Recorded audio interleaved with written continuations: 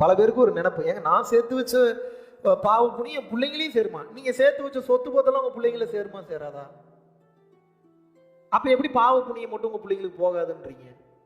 நீங்க இத்தனை 100 கோடி ரூபாய் சம்பாதிக்கிறதுக்கு உங்க வாழ்க்கையில நீங்க என்ன பண்ணிட்டு இருந்தீங்க? இவ்வளவு தூரம் கஷ்டப்பட்டு, துன்பப்பட்டு, துயரப்பட்டு, வேதனைகளை எல்லாம் அனுபவிச்சு அதுக்கப்புறம் அவ்வளவு சொத்து சேர்க்கிறீங்க. இப்ப நான் என்ன கேட்கிறேன், உங்க பையனுக்கு அந்த பணம் மட்டும் இருந்தா போதுமா, இல்ல அந்த வாழ்க்கையில துன்பப்பட்டு, துயரப்பட்டு, கஷ்டப்பட்டு, இத்தனையும் பட்டு வரக்கூடிய அனுபவங்கள் அவசியம்னு நினைக்கிறீங்களா?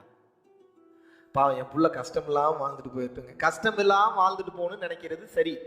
கஷ்டம் இல்லாம வாழ்ந்துட்டு போகணும்னு நினைக்கிறவன் பல அனுபவங்களை பெற்று அறிவாளியாக திகழ்பவனா, இல்லாட்டினா எல்லாத்தையும் நீங்க கையில வாங்கி கொடுத்துட்டு எல்லாத்தையும் சொத்து சேர்த்து வச்சுட்டு ஒரு கஷ்டம் இல்லாம வாழ்றான்னு சொல்றவன் ரொம்ப காலத்துக்கு நிலைத்து நிற்பானா? நீங்க சொல்லுங்க. சரி, உங்ககிட்ட ஒரு 100 கோடி ரூபாய் பணம் தரேன், உங்களுக்கு அறிவே இல்லை. 100 கோடி 200 கோடி ஆகுமா? அழிஞ்சிருமா?